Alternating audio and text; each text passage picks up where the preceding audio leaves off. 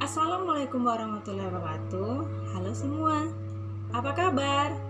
Semoga kita dalam keadaan sehat. Amin amin ya rabbal alamin. Kembali lagi di channel Media Belajar bersama saya Yulia Gustimar. Semoga semuanya dalam keadaan penuh semangat untuk menambah pengetahuan. Sebelum kita mulai membahas materi, jangan lupa subscribe, like, dan share supaya channel ini bisa terus berkembang dan terus berbagi hal-hal yang bermanfaat. Langsung saja kita mulai membahas tentang teks deskripsi bagian 2.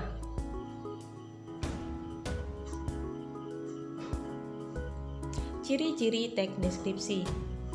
Terdapat beberapa ciri-ciri yang bisa kita lihat untuk menentukan jenis teks yang kita baca. Apakah termasuk ke dalam jenis teks deskripsi?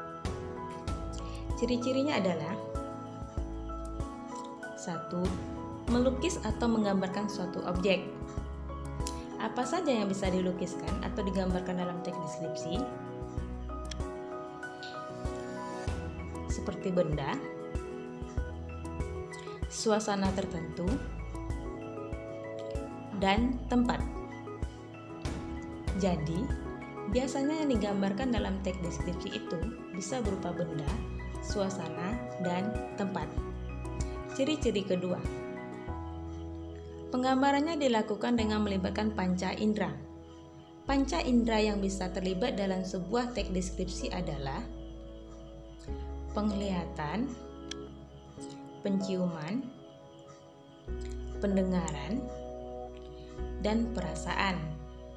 Ciri berikutnya adalah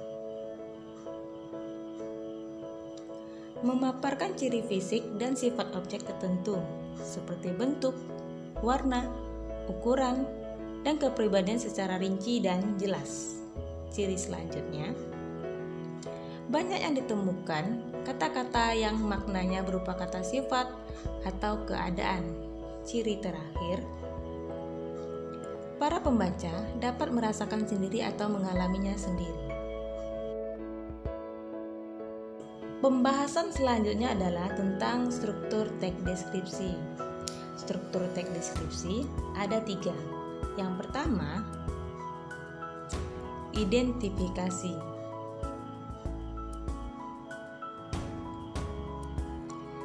Bagian identifikasi ini merupakan bagian yang mengenalkan objek, tempat, atau orang yang akan dideskripsikan. Pada bagian identifikasi berisi informasi yang sifatnya masih umum. Informasi yang bersifat umum tersebut misalnya nama objek, lokasi, ukuran keseluruhan, dan lain sebagainya. Struktur teks deskripsi yang kedua adalah deskripsi bagian. Memuat gambaran rinci dari objek yang digambarkan. Pada bagian ini, penulis akan menjelaskan serinci mungkin objek yang digambarkan.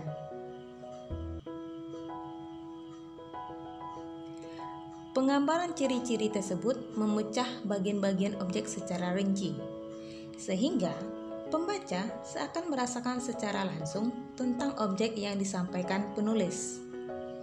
Struktur teks deskripsi yang ketiga adalah penutup. Pada bagian ini berisi kesan umum yang didapatkan penulis setelah melihat objek. Jadi, pada bagian ini penulis akan menyampaikan apa kesan yang dia rasakan setelah melihat objek yang ia deskripsikan tersebut. Mari kita cermati dan bahas struktur teks deskripsi pada teks berikut.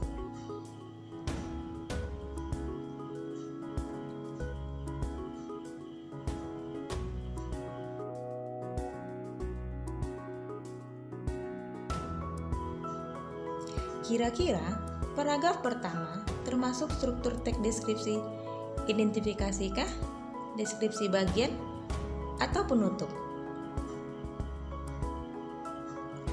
Setelah kita baca paragraf pertama, teks deskripsi tersebut dapat kita lihat bahwa paragraf teks deskripsi ini termasuk ke bagian identifikasi. Apa saja informasi yang disampaikan penulis pada teks tersebut? Pertama, nama objek. Nama objek yang dideskripsikan pada teks ini adalah tongkonan. Selanjutnya, informasi apa lagi yang disampaikan? Yang kedua, lokasi. Lokasi yang disampaikan adalah di mana keberadaan tongkonan. Bisa kita lihat bahwa rumah tongkonan terletak di pegunungan yang berbatasan dengan Kabupaten Erengkang. Tongkonan berada di antara pohon-pohon bambu di puncak bukit. Tongkonan terletak sekitar 12 km ke arah utara dari Rantai Pau. Berikutnya, gambaran umum objek. Bisa ketemukan informasi yang disampaikan tentang tongkonan masih berupa informasi yang bersifat umum. Paragraf berikutnya.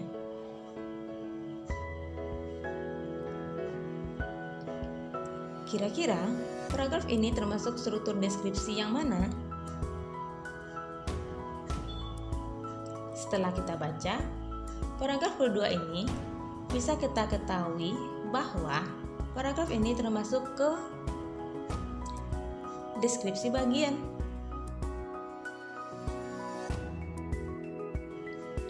Memerinci bahan kayu ukiran rumah, hiasan atap rumah. Pada bagian ini, penulis menggambarkan secara rinci bahan kayu yang digunakan untuk ukiran tongkonan dan hiasan pada atap rumah tongkonan. Paragraf ketiga,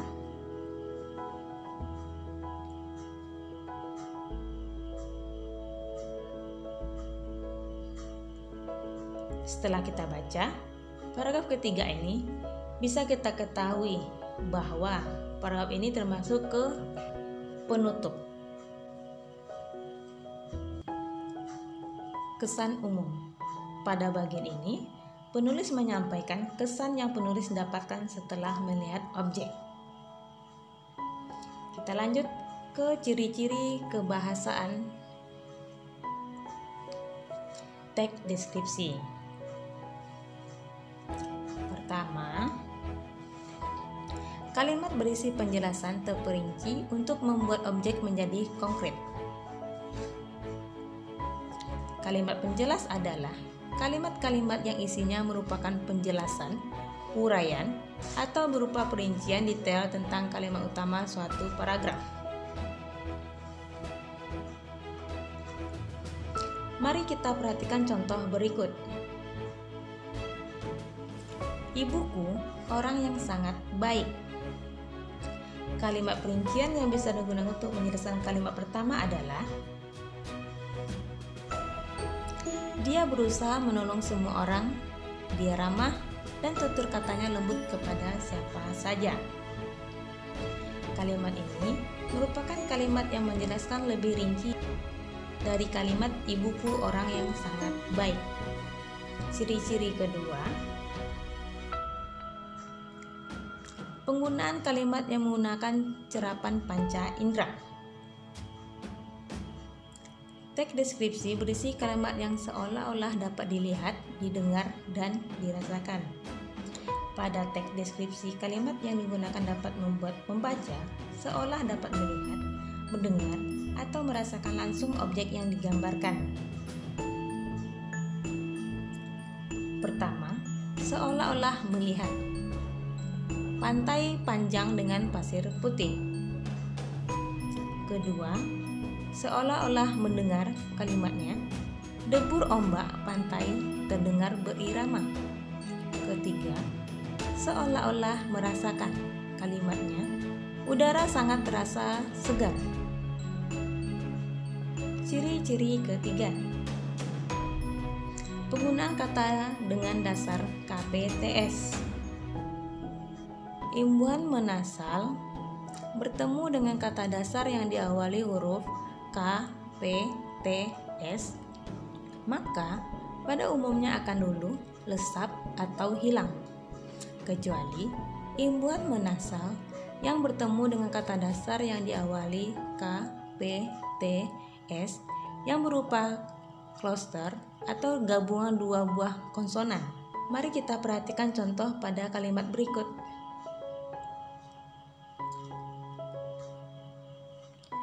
Kata dasarnya kuat.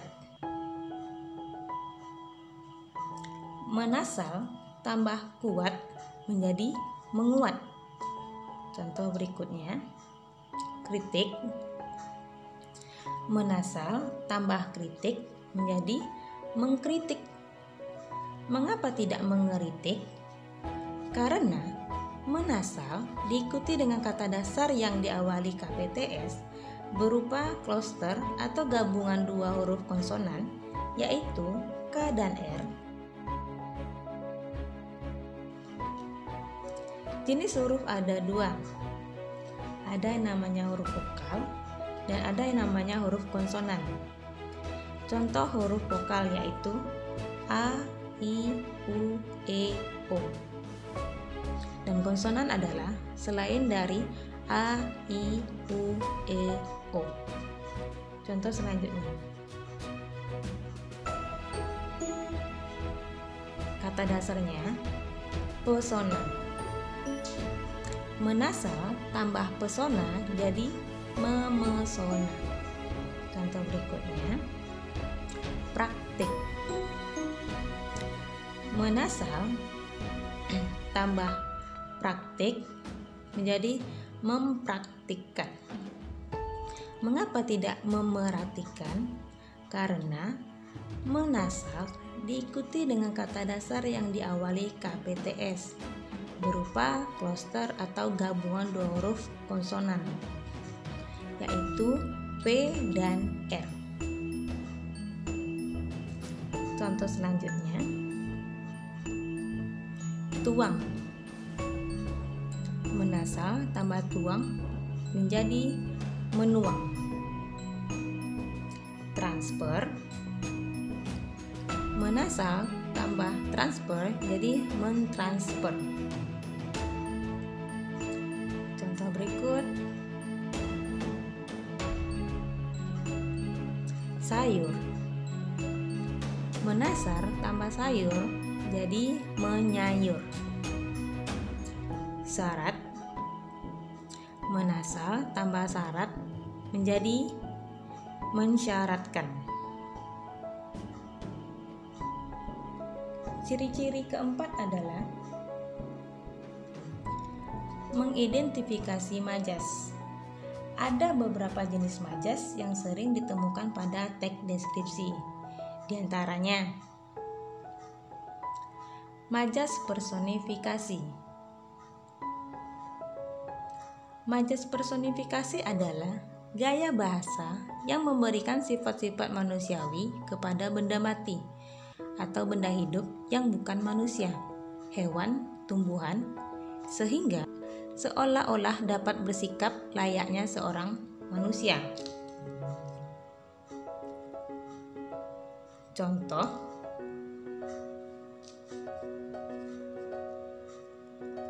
sapu ijuk menari-nari di halaman rumah.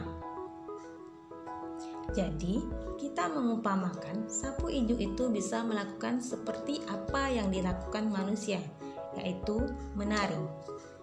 Majas berikutnya, asosiasi. Majas asosiasi adalah suatu gaya bahasa yang membandingkan dua hal yang pada hakikatnya berbeda, namun secara sengaja dianggap sama atau mirip. Biasanya memakai konjungsi atau kata hubung ba seperti dan bagaikan. Contohnya,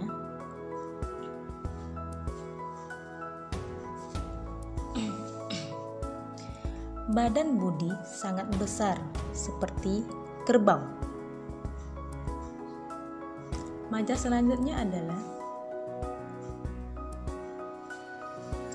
majas yang sering kita temukan pada teks deskripsi, yaitu majas hiperbola. Majas hiperbola adalah gaya bahasa yang menyatakan sesuatu dengan cara melebih-lebihkan sehingga membuatnya terlihat lebih besar dari keadaan yang sebenarnya. Contoh, suara keras dari konser musik itu menggelegar membelah bumi. Pada kalimat ini merupakan majas hiperbola karena kata-katanya yang berlebihan atau tidak sesuai dengan kenyataannya.